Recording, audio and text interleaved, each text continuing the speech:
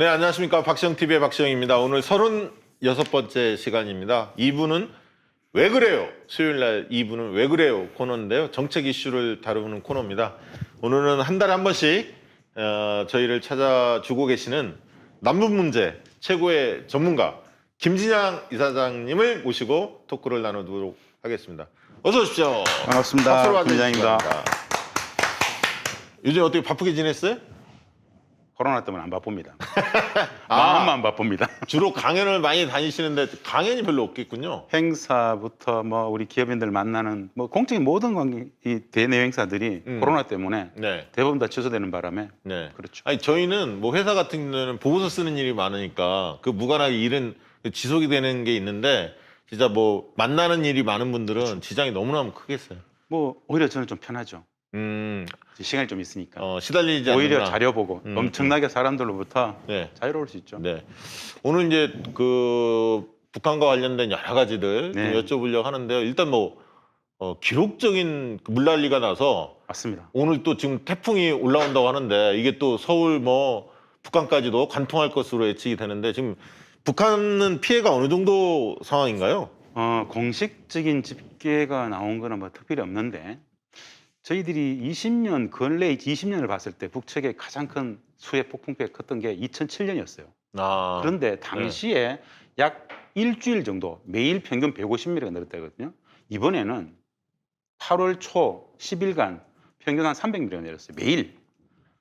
우리 남측하고 북측은 붙어 있는 한 땅이기 때문에 우리 남측의 수도권에 엄청 비 피해가 있었던 것처럼 똑같이 북측에 비 피해가 있었는데 주로 어디 있었냐면은 안타까운 건 북측의 곡창지대라고 할 수 있는 황해남북도, 황해남북도 개성공단으로 가까워요. 네. 개성시 개풍원, 장풍원 이 일대가 기록적인 폭우를 겪었는데 예. 제가 노동신문하고 중앙동 쪽 찾아보니까는 주택만 약 만여 채, 완전 침수. 어마어마한 거죠. 만여 채. 우리는 뭐 이렇게 만여 채 가면 별로 안 큰 것 같지만 북측은 농촌 지역이기 때문에 매우 이렇게 넓단 말입니다. 근데 그 만여 채는 어마어마한 광대한 영역이 피해를 가진 것 같고 그래서 북측은 이번 큰물 피해를 넘어가기 위해서 올해 10월 10일이 당창건 75주년인데 그 수해로 집을 잃게 된 그 만여 채 가구들 올해 10월 10일까지는 모두 새 집으로 들어갈 수 있도록 국가적 총력전을 펼쳐서 모두 새 집을 공급한다라고 발표를 했어요.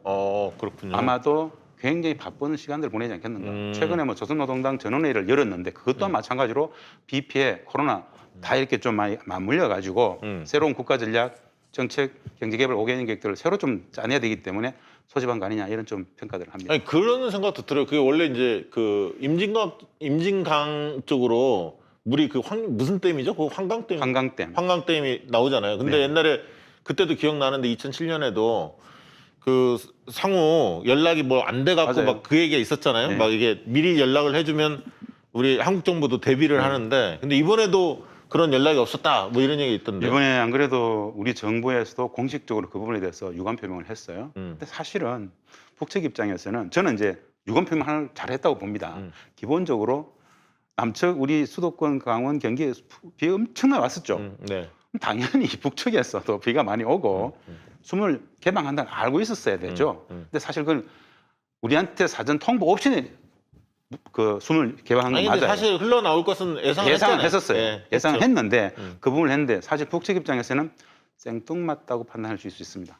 그동안의 남북관계 좀 단절됐는데 당국 관계가 다 끝났는데 굳이 뭘 연락하나 이런 건데 그럼에도 불구하고 합의는 합의였잖아요. 그렇죠. 우린 지적을 잘했다고 보고 북측은 아마 생뚱맞다고 생각할 거고 그렇다고 봅니다. 최근에 이제 그 국회에서 정보위가 열려갖고 그렇죠. 박지원 국정원장이 배석하는 가운데 맞습니다.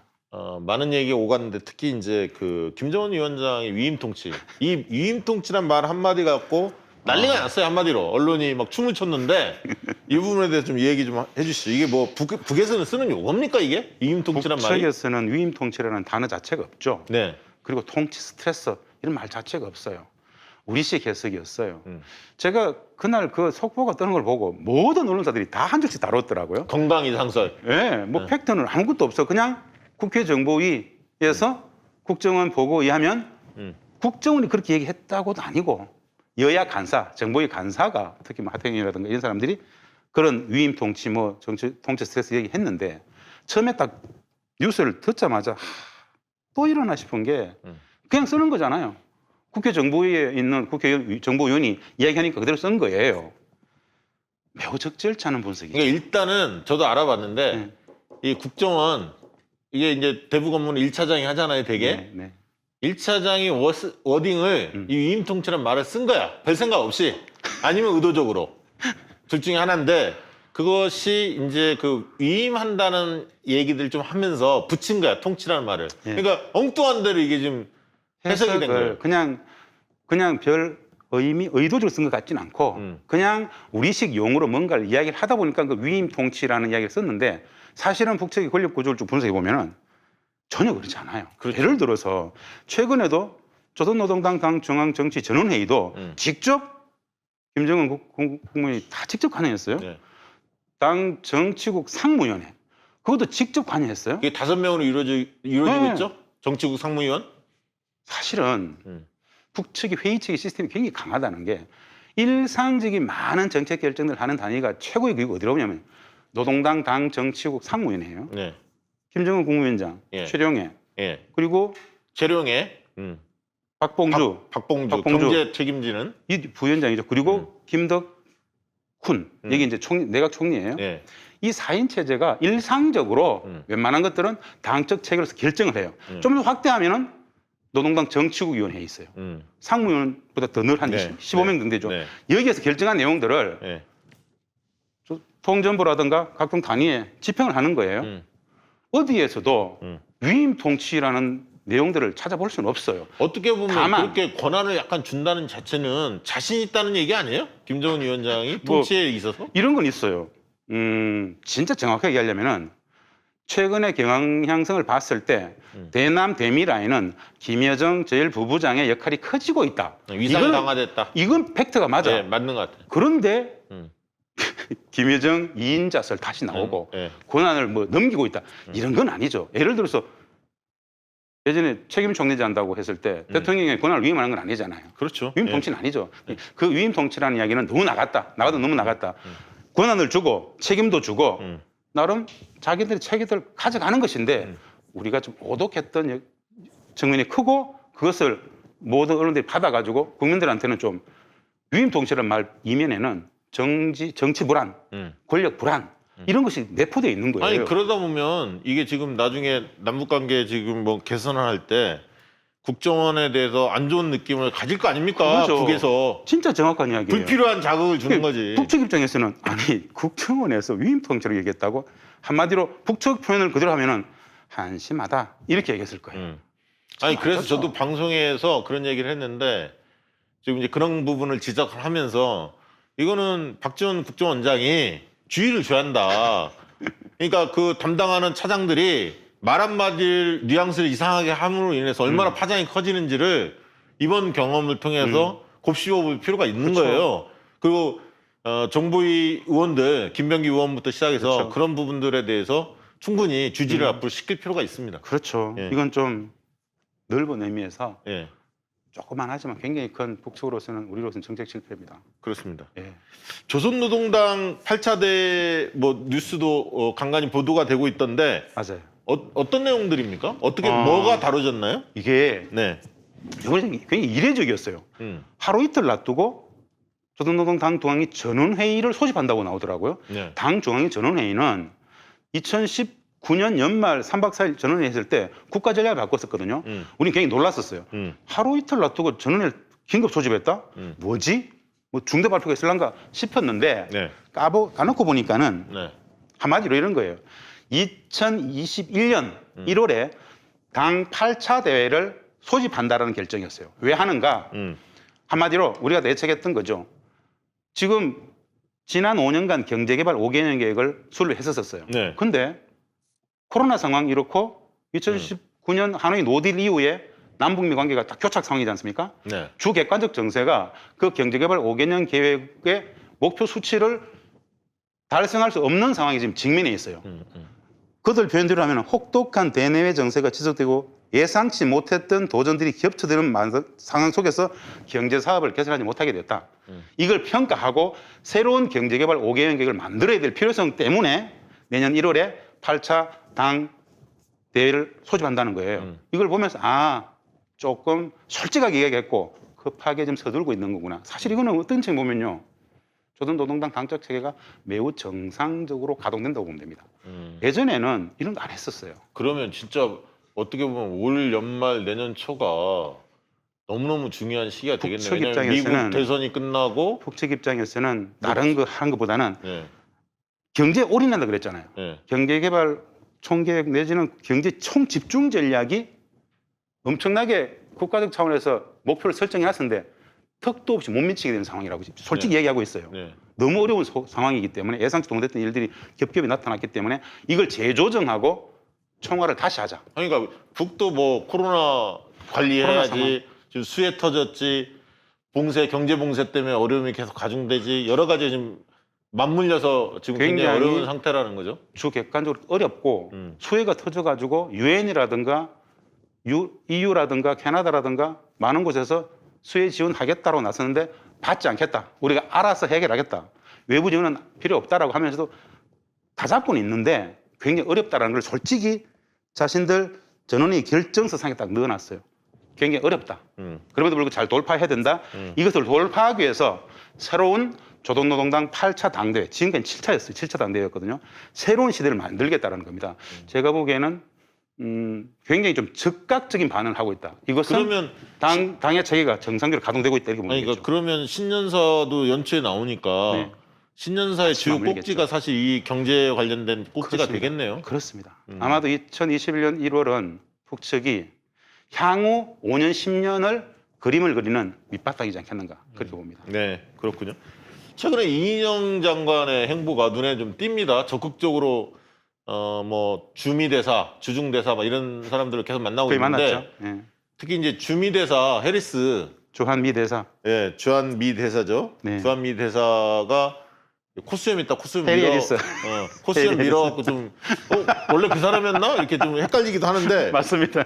할 말을 충분히 한 것 같아요. 이인영 장관 입장에서는 우리가 하고 싶은 얘기를 다 했는데 해리스 주한미 대사도 나름대로 자기 미국 입장을 얘기하면서 뭐 즉답은 안 했단 말이에요. 맞아요. 어떻게 보셨어요?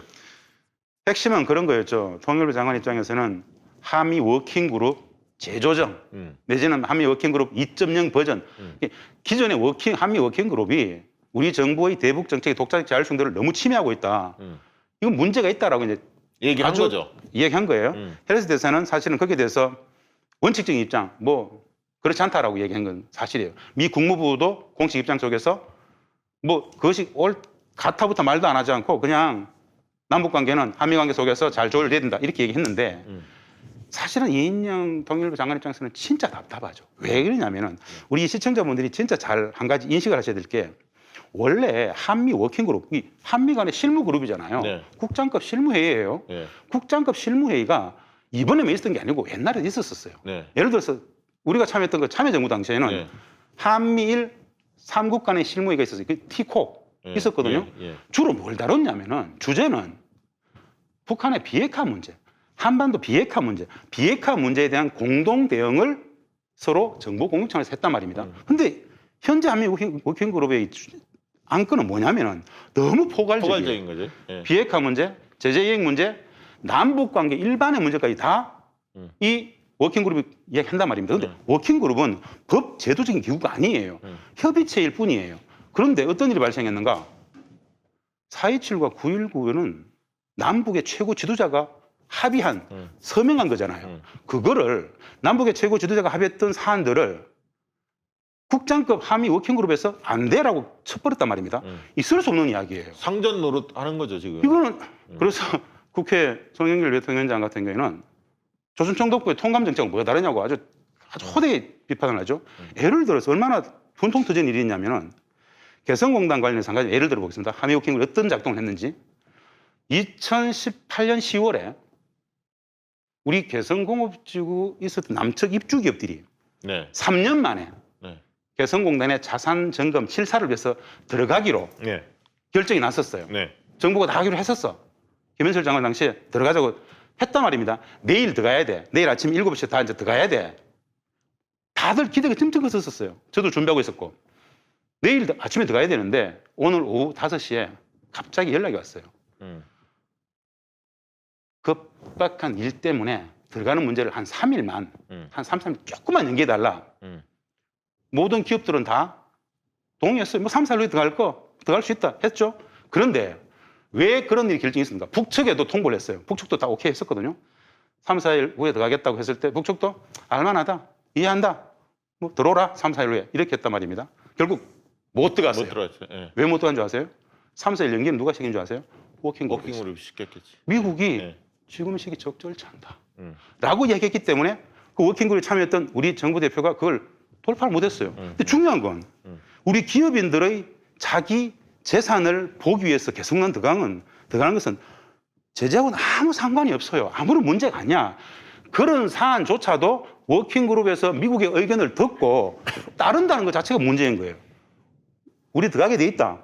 미국 따랐으면 좋겠다. 한미동맹 관점에서 설명은 해주고 미국의 의견을 내면은 참조하고 판단은 우리가 하는 건 되는 거예요. 근데 모든 판단을 거기에 따라간다는 것은 우리 정부의 대북 정책, 독자적 자율성을 완전히 미국에 맡긴 것과 진배 없죠.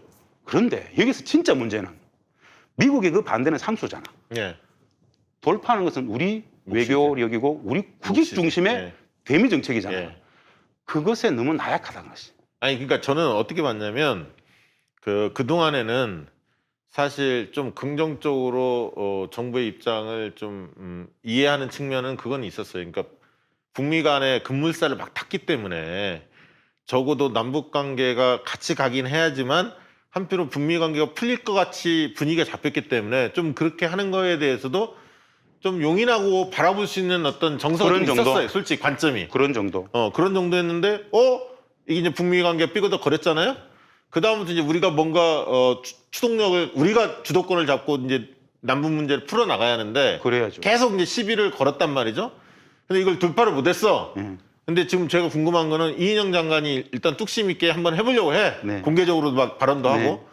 그러면 청와대나 이런 분위기상 아까 했던 한미 워킹그룹의 이전의 태도들을 계속 보일 때 네. 우리가 어떤 판단을 내릴 거냐. 네. 어떻게 좀 감지되는 측면이 있습니까? 저는 지금 진짜 정리를 잘해 주셨잖아요. 음. 원래 워킹그룹은 그거였어요.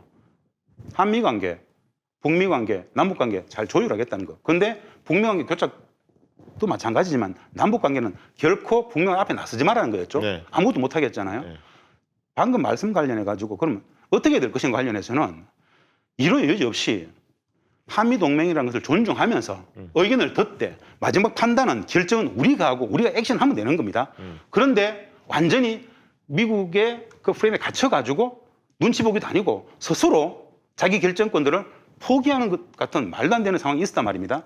저는 이인영 장관께서 해리스 대사하고 이야기를 했잖아요. 네. 이제는 앞으로는 한번 이제 그렇게 해봤으면 됐고 남북관계 관련해서 워킹그룹에다가 사안 자체를 안 올리면 됩니다. 맞잖아요. 굳이 왜 올려 이게. 이야기 안 해도 돼. 그래서 일각의 많은 분들은 왜 미주알, 고주알 그 미국하고 협의를 해가지고 아니, 안 해도 될 분란을 특히 이제 일으키냐. 예를 들면 인도적 지원이라든가 누가 안 해도 봐도 돼요. 문제가 안 될 만한 사안들은 그렇죠. 뭐 물물 교환이라든가 지금 나오는 통보만 것들 해도 돼. 통보만 해도 된다. 그냥 이거죠. 우리가 이건 우리 주권의 문제이고 이런 거죠. 한 집인데 음. 윗방 아랫방이 있어. 우리 집에서 우리가 왔다 갔다 하겠다는데 왜 옆집에 있는 사람한테 우리가 윗방에 가도 될까요? 왜 물어보냐 이거지. 물어보면은 의견을 낼 거 아닙니까? 의견을 냈을 때 참조만 하고 왔다 갔다 하면 되는데 그 의견에 순응하는 듯한 이 프레임은 의존성은 대미 의존성은 매우 심각한 문제죠. 저는 그 이인영 장관한테 좀 기대하는 게 뭐냐면 원래 정치인은 넥스트가 있어야 맞죠. 과단성 있게 밀어붙일 힘이 그렇죠. 있습니다. 사실은 근데 이인영 장관도 큰 꿈이 있거든. 맞죠. 있기 때문에 자기 임기 중에 뭔가 획기적인 어떤 업적, 성과 이걸 내고 싶은 욕구가 있어요. 그렇기 때문에 적극적으로 움직일 것 같아. 해리 해리스 주한 미 대사한테 이걸 꺼냈다는 것 자체가 앞으로 그렇게 가겠다는 이야기예요. 그리고 최근에 많은 주변 사람들 만날 때 결국 남북 관계의 시간이 온다. 더 이상 북미, 미국의 그 틀 안에서 갇힐 필요 없다. 치고 나갈 건 치고 나가자. 할 수밖에 없다라고 이야기를 해요. 이것이 변화의 지점이죠. 말씀하신 것처럼 넥스트 뭔가 성과를 내야 되는 상황이에요. 그래서 이게 통일부나 이런 데는 정치인이 가야 돼. 왜냐하면 잘한 힘이 거죠. 잘한 없는 거죠. 부서기 때문에 맞죠. 외교부에 비하면 훨씬 힘이 없잖아. 맞죠. 그리고 이번에 외교부 차관 저 최종건 비서관이 갔잖아요. 주중 관계 이런 것도 잘하는 분이 다행히 거기 가서 한미 관계, 한중 관계. 한중 관계 뭐 이런 거 잘하는 분이 갔기 때문에 좀 외교부에서 상당히 지금 파장이 있는 거 아닙니까? 그 미국 일변도로만 고민했던 외교부가 술렁술렁 하고 있어요, 사실. 이제 그런 측면에서 본다면 대통령께서 이 판단한 거 아닌가. 이 인사를 보면 이게 알 수가 있거든요. 지금 어떻게 가져가겠다는 어떤 의도, 포석이 잡히는데 그래도 좀 희망적으로 좀 최근 분위기는 읽혀지십니까? 대통령께서 이인영 장관의 스탠스에 힘을 좀 많이 실어줬으면 좋겠어요. 진짜 힘을 좀 많이 실어주셔야 됩니다. 알겠습니다. 그게 메시지가 될 수 있습니다. 예, 우리 박시영 TV를 보고 있는 고위공직자들도 꽤 있을 것 같으니까 우리 대통령께서 이인영 장관의 힘을 좀 많이 실어줬으면 좋겠다는 게 김진아 이사님의 말씀이고 저 또한 동의하는 바입니다. 최근에 한미연합 군사훈련 관련해서 이제 이야기들이 나오고 있습니다. 어떻게 보고 계십니까? 지금 어떻게 진행되고 있죠? 8월 18일부터 28일까지 이게 우리 시청자분들은 좀 생소한 단위인데 연합지휘소훈련이라 그래요. 연합지휘소훈련 어떤 뜻이냐면은 컴퓨터상의 게임 비슷하게 하는 거죠, 막. 시뮬레이션 게임이에요. 게임. 예. 물론 일부 미군이라든가 정원이 있는 건 사실입니다. 근데 예년에 비해서 미 본토라든가 일본에 있는 주일 미군 이들의 정원은 거의 많이 줄었어요. 그리고 야간 대폭 축소가 됐다는 대폭 거죠? 축소는 사실이에요. 야간 훈련 안 해요. 그래서 사실은 좀 조용히 넘어가고는 있는데 북측 당국은 이 부분에 대해서 공식적인 언급을 전혀 안 하고 있어요. 네. 다만 조총련 기관지가 막 조선신보가 예. 이 8월 이 엄중한 시국에 이게 말이 되느냐는 식으로 했는데 조총련 기관지입니다. 그렇죠. 북측 당국은 뭐 노동신문, 조선중앙통신 뭐 이게 있을 때 특별히 이야기하지 않고 있다는 건 사실이고 로키로 진행되는 듯한 느낌이 있겠죠. 왜냐하면 정부가 그래도 북도 불필요하게 자극할 필요가 없고 지금 그러면서 또 전시작전권 환수 때문에 그 부분을 안 할 수는 없고 여러 명분이 좀 있었잖아요. 그러면서 최소화시켜서 이렇게 하고 있기 때문에 북도 더 이상 자극하는 말은 안 하고 있다. 그러니까 이번에는 그런 정도 수준에서 넘어갈 가능성이 있다. 이렇게 보시는 그렇게 거죠? 보이는 거고 사실은 객관적 조건이 수해, 코로나 상황 여기에 지금 전력 추구를 하고 있어요. 이게 한미연합훈련 다른 조건이 없으면 여기에 막 몰입해서 대응을 할 것 같은데 국내적으로 코로나 상황하고 수해 상황 총력전을 펼치고 있어요. 그래서 이 부분이 조금 간과되는 듯한 느낌도 있는데 사실은 북의 입장이 굉장히 좀 컴플레인 불만스럽지만 일부러 크게 이슈화 시키지는 않고 있는 형국이다. 이 정도로 보면 될 것 그러니까 같아요. 정부도 우리 정부의 어떤 스탠스나 뭐 자세, 노력 뭐 이런 부분들에 대해 북도 아니까 한 가지 지적하고 싶은 건 이런 건 있어요. 제가 쭉 보면서 아쉬운 것은 이번에 이것을 강행했단 말입니다. 미국이 계속 강행하자 그랬었어요. 그렇죠. 주로 뭐 한미 합동 군사 훈련을 하는 이유를 세 가지를 들었는데 마지막 한 가지가 대한민국의 무기 체계 소요 발굴이에요. 무기를 팔아야 되잖아. 이런 거예요. 그래서 태평양 사령부는 계속 한다고 얘기했단 말입니다. 그러면서 조건을 걸었잖아요. 이거 안 하면은 전시작전 지휘권 전환에 차질이 생긴다고 얘기했잖아요. 네. 그건 진짜. 근데 그거는 진짜 한 1, 20년 된 얘기 같아. 계속 얘기해. 그게 정답이 말도 안 되는 이야기예요. 뭐냐면요. 제가 지금도 기억해요. 참여정부 당시에 2006년에 9월이었어요. 2006년 9월에 북측이 핵 실험하지 않습니까? 그 해 2006년 9월에 주한미군 사령관이 버웰 벨 주한미군 사령관이 있었어요. 어떻게 얘기했냐면은 지금 당장 미군 빠지고 대한민국 독자적인 전쟁 운영능이 있다. 이렇게 얘기했었어요. 2006년 당시에. 지금 이런 거 안 하면은 대한민국 군대가 독자적인 전쟁 운영능이 없다라는 식으로 이야기하면서 단계 거쳐가지고 직접 전쟁 운영능이 검증되었을 때 작전을 주겠다는 이야기는 안 주겠다는 이야기죠. 이건 진짜 말도 안 되죠. 안 주겠다는 얘기고 아까 얘기했듯이 무기를 계속 팔아먹기 위해서 이런 시뮬레이션 하다 보면 여기 비었네, 이 무기 사야 돼, 이런 식으로 하려고 한다는 거잖아요. 결국 그거예요. 무기 체계 소유를 파악하겠다는 거거든. 그건 향후 10년, 20년 동안 미국의 군사 무기 체계들을 수십 달러씩 사가야만 이거 내놓겠다는 건데 이런 불필요한 예를 들어서 불필요한 뭐라 그럴까요? 신호등을 계속 만드는 거예요. 자기들이 만들어 놓는 거야. 이거 통과 안 되면 안 돼? 이건 전자권 지위는 2006년부터 나왔습니다. 그렇습니다. 이거 말도 안 되는 거다. 네. 이거는 우리 원칙을 가지고 독자적으로 빨리 조기 전환 프로그램을 돌려야 된다. 이렇게 봅니다.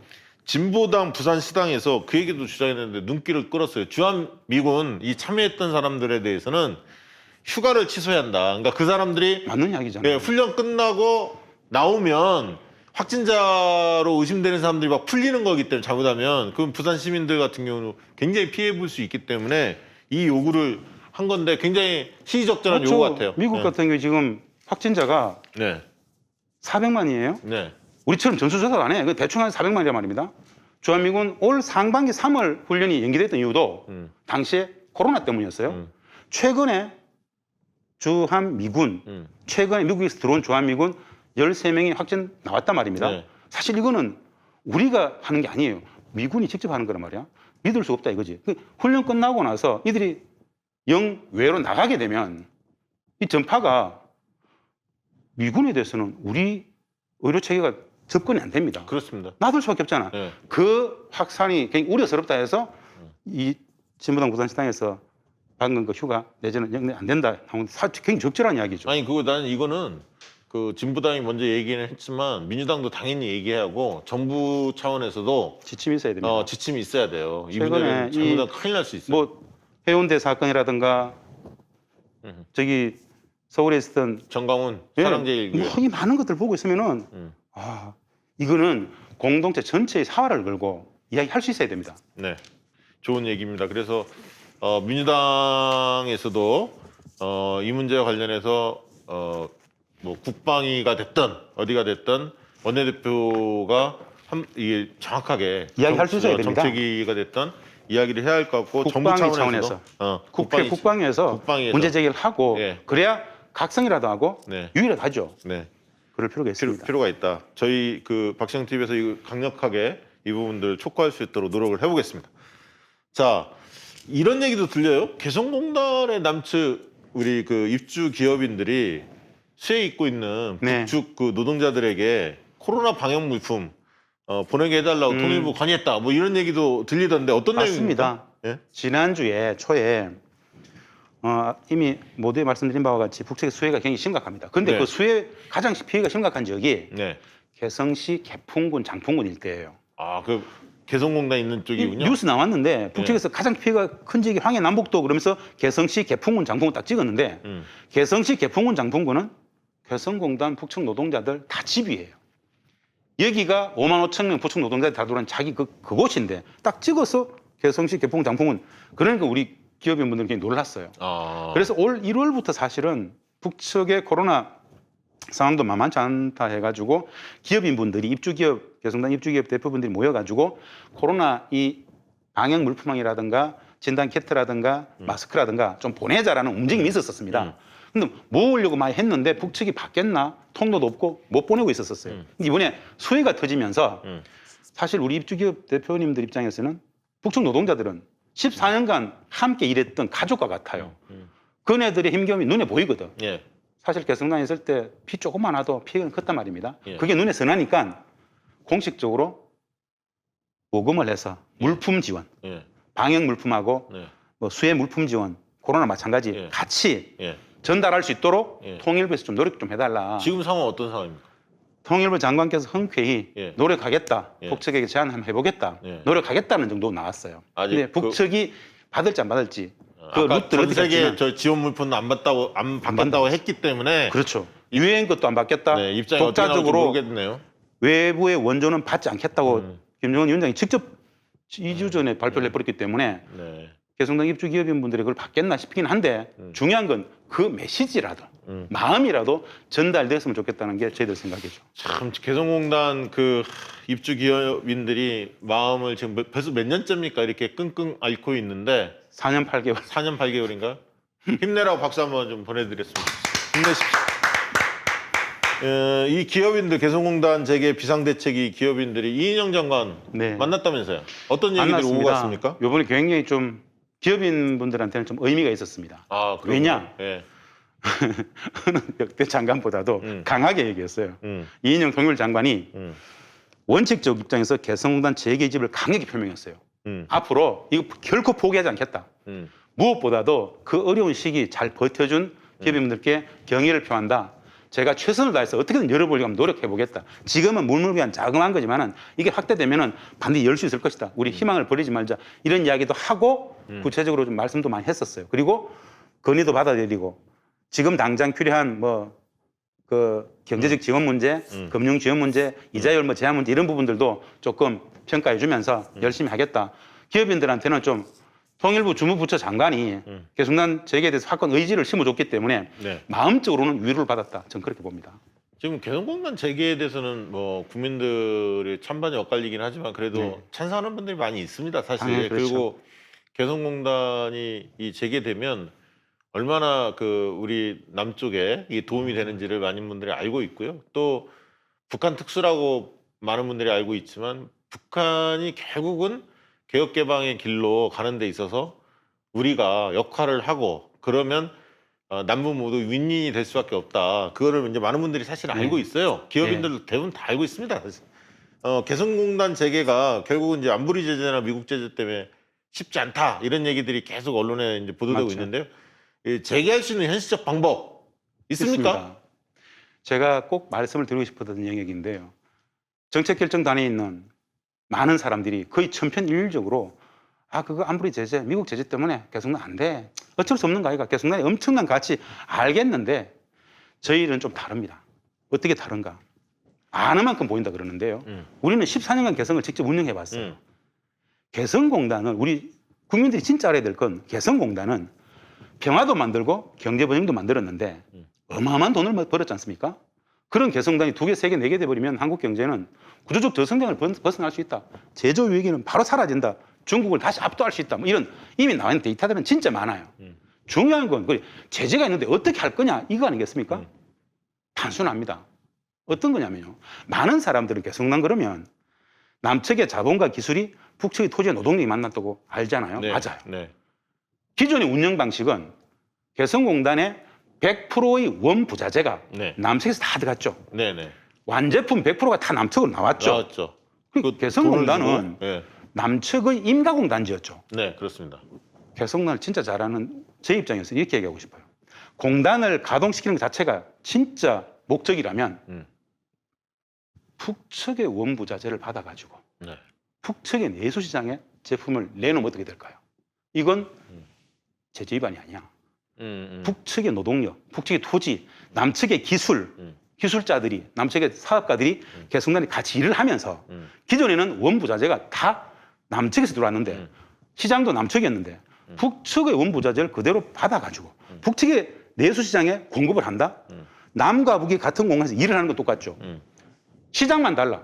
근데 그게 그러면 그 정도의 시장성이 있느냐 이제 판단할 거 아니에요? 전혀 문제가 안 되죠. 개성공단 그래봐야 우리가 125개 제조업계밖에 없단 말입니다. 마음껏 할 수 있죠. 더 많은 기업들이 들어갈 수 있죠. 이것은 하기가 평양만 해도 어마어마하죠. 엄청나죠. 네. 중요한 건 개성의 1차적 가치는 평화를 만들고 싶었던 겁니다. 두 번째가 경제번영을 통한 번영이었죠. 평화와 경제번영 2개라는 말입니다.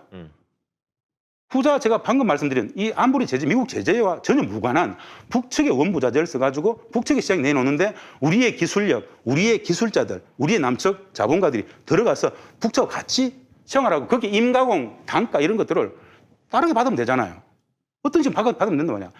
이걸 하는 것 자체가 남북관계의 다른 물품으로 받든 어쨌든. 그렇죠. 이것 자체가 남북과의 신뢰를 회복하고 북측 입장에서는 개성공단은 4.27 판문점 선언에 합의 상의도 하고 9.19에도 나오잖아요. 9.19에도 평양선언에도 우선 개성공단 정상을 합의했단 말입니다. 이 내용이 우리 개성공단 그 기업인들 사이에서도 공유가 좀 돼 있나요? 아직은 모릅니다. 여기 첫 번째 얘기하는 겁니까? 제가 처음 이야기하는 겁니다. 그래. 공단을 돌리는 것 자체가 진짜 필요하다면 우리 입주기 사장님들은 그 방법 하려고 그럴 거예요. 받을 수 있죠. 왜? 네. 돈이 되잖아요. 네. 돈이 되잖아. 그리고 이번에 왜 이인영 장관께서 물물교환 얘기지 않습니까? 네, 물물교환. 그 대가로 네. 북측에 대동강 맥주를 그렇죠. 뭐 수십만 톤씩 갖고 오고 네, 가져오면 되지. 북측에 예. 고려 인삼 예, 개성 고려. 뭐라도 갖고 오면 되잖아요. 그렇죠. 제조 물품 아닌 걸 가져오면 되잖아요. 들쭉술도 맛있고. 그건 제재하고 상관없거든. 예. 이렇게 남북 관계를 신뢰를 쌓아가는 과정 자체가 더 큰 공단을 정상화시키는 모티브가 된다고 보는 그러면 거죠. 지금 그 우리 김진양 이사장의 이 구상이 이인영 장관한테도 좀 전달이 돼 있나요? 한번 아직. 얘기해봤습니까? 내일 이야기하려고요. 아, 내일? 아, 좋네요. 저희가 내일 얘기할 장관한테 이야기할 내용을 오늘 오픈을 먼저 했습니다. 여기 계신 분들은 따끈따끈한 이야기를 좀 들을 수 있을 네. 것 같고요. 저는 굉장히 그러니까 뭐냐면 뭐라도 관계를 복원해야 어려움이 됩니다. 있으면 그냥 자빠지지 말고 네. 돌파할 수 있는 방법을 찾으면 돼요. 사실 머리를 맞대면 나옵니다. 우리가 이게. 개성공단을 돌렸을 때 한 가지 얘기 이제 나오는 저기 질문하고도 연관되는 건데요. 개성공단을 가동하면 남측에 일자리 뺏어가는 거 아닌가 이렇게들 다들 오해하세요. 아니에요. 개성공단이 가동이 되면 남측 일자리가 늘어나요. 아니 늘어나죠. 분명히 늘어나요. 이건 네. 데이터가 나와 있어요. 그러면 왜냐하면 개성단 기업들하고 연관 협력업체가 다 같이 돈을 벌기 때문에 그 연관 협력업체들이 아니, 고용을 창출해요. 그렇게 그 왜 기업들이 목을 매냐. 그렇죠. 뭐 투자한 것도 있지만 그게 얼마나 도움이 되는지를 경험을 해봤잖아. 제조업 기업들이기 때문에 예, 고용 창출 효과가 굉장히 높아요. 높죠. 예. 높죠. 예. 그것이 다 윈윈이다. 우리 남측 사회의 일자리 창출, 청년 실업 이런 문제들까지 구조적으로 해결할 수 있는 게 결국 평화경제, 남북경협의 재개인데 지금 당장 그것까지는 못 올라간다 하더라도 개성공단을 재개한다는 이야기는 남북관계를 복원한다는 이야기예요. 북측은 개성공단을 단순히 개성 있는 공단으로 보지 않고 평화적 남북관계의 바로미터 시금석으로 봐요. 그렇다라면은 해야지. 이걸 함으로써 이건 특히나 4.27 판문점선과 9.19 평양선은 실천적 의지를 표명하는 거 똑같아요. 4.27과 9.19를 실천하는 이야기거든. 그럼 개성공단 재개를 좀 한번 해보자.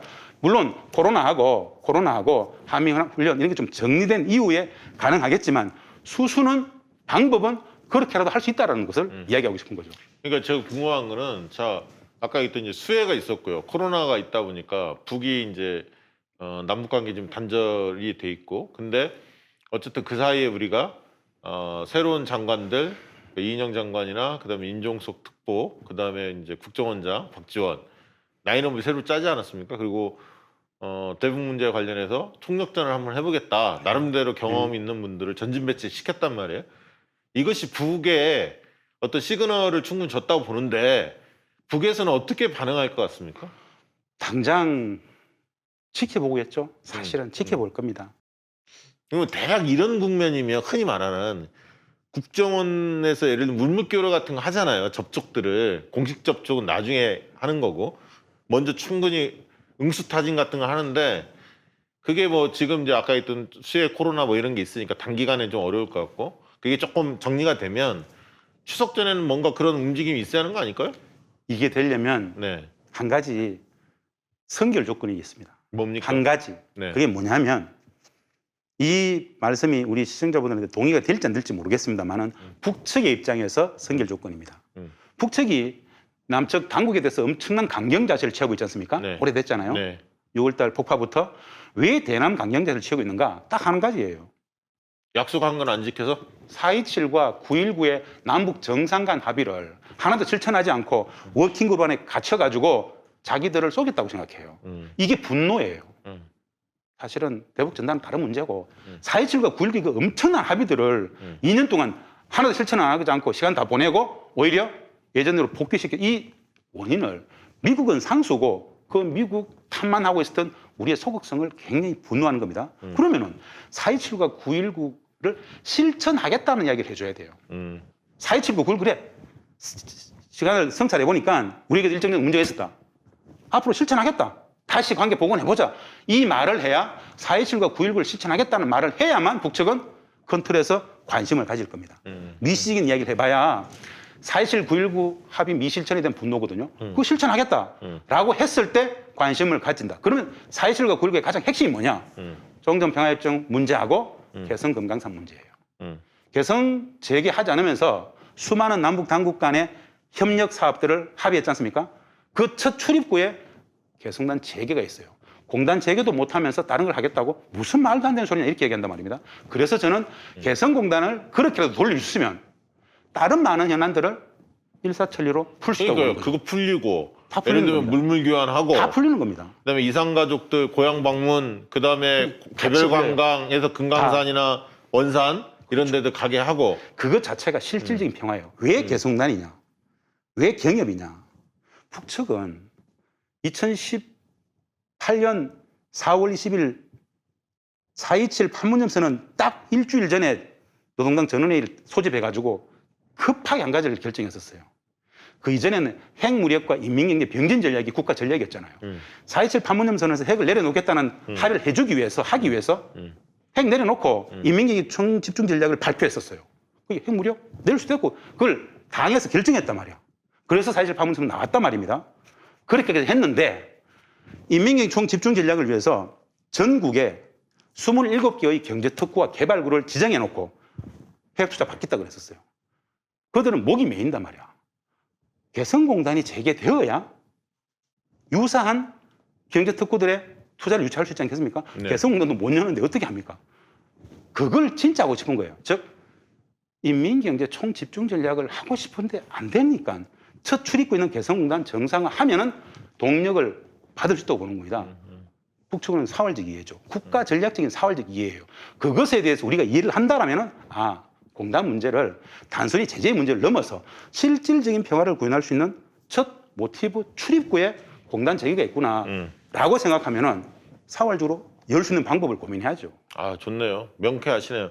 지방 정부들 우리 지방 정부들도 경기도나 뭐 서울시라든가 강원도 이런 데들이 어쨌든 그 전에는 북과 여러 가지 이제 교류 협력에 관련해서 다양한 시도들이 있었어요. 근데 이제 남북 관계 삐그덕거리니까 주춤하단 말이에요. 그러니까 아까 있던 이거는 좀 큰 틀에서 뭔가 풀려야 준비했던 것들을 좀 실천할 수 있겠네요. 지금 뭐 지방 맞습니다. 정부라고 해서 먼저 막 움직인다고 되는 게 없을 거 아닙니까? 지금 당장. 지방 정부 입장에서는 큰 틀에서 중앙 정부 당국 대 당국이 풀려야만 같이 갈 수 있다고 봐요. 물론 경기도 같은 경우에는 오히려 북측이 당국 관계가 별로 안 좋다 보니까는 경기도하고는 관계가 괜찮던데요? 오히려 굉장히 괜찮아요. 북에서 볼 때는 이게 어떤 거냐면 일정 정도 북측 입장에서는 당국 대 당국이 많은 부분 실패했다는 판단을 하지 않습니까? 네. 그 여지를 4.27과 9.19에 보면 당국 대 당국뿐 아니라 전 부문, 전 시민사회든 어느 곳도 새로운 판문점 선언 시대를 구현하기 위해서라면 가능한 뭐라도 다 하자는 합의가 있어요. 국회도, 시민사회도, 지자체도 다 또 해놓은 거예요. 경기도 입장에서는 관심이 진짜 많았고 특히 개성시 당일 관광 같은 거. 네. 수도권 시민들 개성에 아침에 들어갔다가 저녁에 나오는 당일 관광 같은 거 올해 준비했단 말입니다. 네. 북측 입장에서는 경기도가 당국은 아니잖아요. 네. 그런데 공신력 있는 광역 지자체지 않습니까? 네. 신뢰를 가지고 이렇게라도 관광을 통해서 뭔가 풀 수 있다고 판단했었고 네. 거기에 대한 논의를 했었어요. 네. 그것이 올해 1월 코로나가 엄청나게 번지는 과정 속에서 스톱됐는데 저는 이후에도 여지는 있다고 보죠. 다른 울산, 경남 각종 공업단지에 있는 많은 경협에 관심 있는 그런 곳들은 전체적인 남북 당국 관계가 풀리면 들어가려고 다들 준비하고 있죠. 후발주자로서. 그 북미 관계는 어떨 것 같습니까? 지금 미 대선 앞두고 바이든이 될 가능성이 상당히 높아지고 있습니다. 물론 최근에 트럼프와 바이든의 격차가 좁혀진 CNN 조사도 있고 다시 좀 벌어졌다는 다른 여론조사 기관도 있고 막 그런데요. 뭐 트럼프가 된다면 뭐 그거야 예측이 어느 정도 가능합니다만 바이든이 될 가능성이 현재로서는 좀 더 높기 때문에 그럴 경우에 북은 어떤 스탠스를 좀 취할 것 같습니까? 몇 가지 말씀을 드리고 싶은데 첫 번째, 11월 미 대선 전에 북미가 만날 수 있는가? 현실적으로 불가능하죠. 현실적으로. 왜? 그 북미가 다시 만난다라는 이야기는 한 가지 조건이 있어야 됩니다. 미국이 대북 적대 정책을 철회하겠다라는 어떤 모종의 메시지를 줘야 되는데 트럼프 대통령은 네오콘들의 반대 때문에 그걸 못해요. 그러면 만날 수가 없는 거죠. 이미 그건 끝난 거죠. 대선 이후에 어떻게 될 것인가? 저는 사실은 대선이 끝난다고 하더라도 뭐 특별히 달라질 게 있을 것인가? 회의적이에요. 아까 말씀드린 바와 같이 북측은 지금 굉장히 어려운 상황이잖아요. 내년 1월에 8차 당대회 소집해놨단 말입니다. 경제 총집중전략을 펼쳐야 되는데 코로나 상황 굉장히 어렵단 말입니다. 내부 단돌이 내부적인 여러 가지 내부적 조치가 굉장히 강도 높게 나올 시기예요. 그렇다면은 내년 1월 이후에 이제 정세들이 바뀔 수는 있는데 북측 입장에서는 트럼프 대통령을 굉장히 수월하게 생각했습니다. 왜? 김정은 국무위원장과 트럼프 대통령 간에는 실질적으로 어떤 컨센서스가 있어요. 두 사람만의 독특한 어떤 있어요. 바이든은 북측 입장을 잘 몰라요. 민주당과의 관계에 대해서 굉장히 껄끄럽게 생각합니다. 왜냐? 인권이나 뭐 이런 것들 계속 오바마 정부의 전략적 인내 정책이 있었죠. 오바마 정부의 전략적 인내 정책이라는 것은 한마디로 북측이 계속 평화협정 체결을 요구했어. 근데 오바마 대통령 입장에서는 북측의 요구가 평화협정 체결 요구가 맞는 이야기인데 내국군들이 계속 반대하기 때문에 나가지 못하는 어정쩡함 속에서 평화협정 체결 요구, 회담 요구에 대해서 회피하기 위한 전략으로 그냥 전략적 인내, 핵이나 내려놔라, 비핵화나 해라 이렇게 회피했단 말입니다. 이게 전략적 인내였어요. 북측 입장에서는 오히려 민주당을 굉장히 좀 두렵게 생각합니다. 민주당을. 특히 민주당 의원들 중에는 북측에 대해서 굉장히 근본적으로 다루자라는 입장들이 좀 적지 않습니다. 그래서 북측 입장에서는 민주당 바이든 대통령이 된다라면은 매우 좀 오히려 강경하게 나올 수 있다 이런 거죠. 강경하게 나올 거라고 예측을 할 겁니다. 그러면은 위기로 갈 수 있겠죠. 근데 여하간 간에 북미가 다시 만나려면 결국 우리가 역할을 해야 됩니다. 네. 우리가 역할을 해야 됩니다. 두 가지인데요. 남북 관계를 복원해버리면 북미 위기는 안 생깁니다. 아니 그러니까 지금이 타이밍이 좋은 게 미국이 대선 때문에 사실 한미 워킹그룹 뭐 얘기한다고 하더라도 이게 세게 영이 뭐 잡힐 시기도 아니고 우리가 진도를 상당히 빼갖고 뭔가 성과를 내버리면 돌릴 수가 없는 거 아니에요. 뭐냐면은 누군가 이렇게 얘기해요. 우리가 중재자가 되어가지고 북미 안 싸우도록 잘해보자. 그게 아니고 북미가 안 싸우도록 하는 가장 확실한 방법은 남북 관계를 복원해버리면 돼요. 그렇죠. 그럼 위기 자체가 사라져버립니다. 그러면은 4.27과 9.19를 실천하자, 하겠다. 개성당, 금강산 여행하자, 공간 재개해보자. 선언하고 아까 그런 방식으로 치고 나가면은 북미 간에 싸울 여지 자체가 사라져요. 북미 간 긴장 관계라는 것은 남북 관계가 교착이기 때문에 긴장으로 가는 거예요. 그렇다면은 트럼프든 바이든은 관계없이 우리가 평화의 주체이기 때문에 우리가 북측과 관계를 터버리겠다라는 확고한 의지를 가지고 밀어버리면 오히려 남북 관계가 북미 관계를 선도해가는 평화의 선순환을 만들 수 있죠. 우리가 북미 관계 뒤에 있으면 악순환이 됩니다. 그건 확실히 우리가 이니셔티브를 잡아야 된다.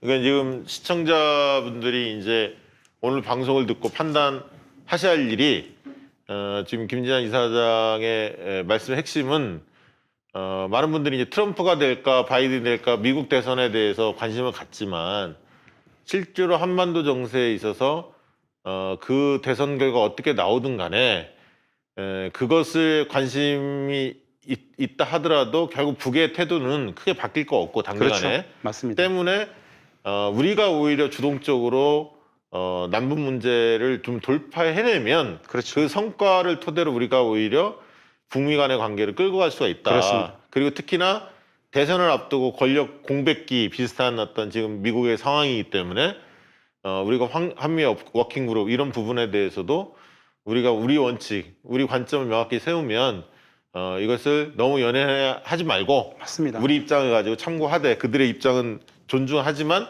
최종 결단은 우리 정부가 자주적인 정부이기 때문에 그렇죠. 우리 스스로가 결정하고 밀고 나가야 한다.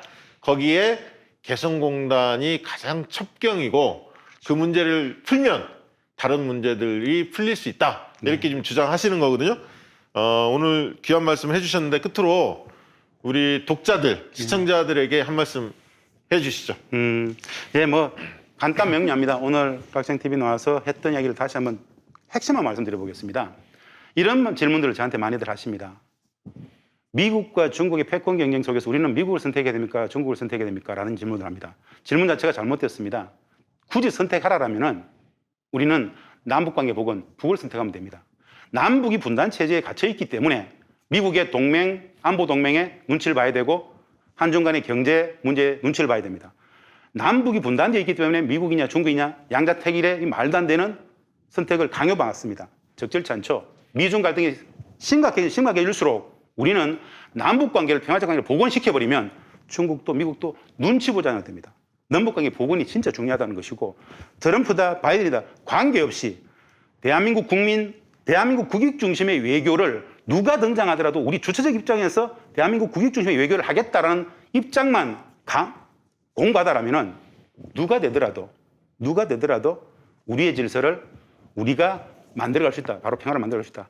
이런 정도의 말씀을 드리고 싶습니다. 네. 우리 김지장 이사장님들 말씀 들으면 속이 뻥 뚫립니다. 시원시원하고 명쾌하십니다, 논리가.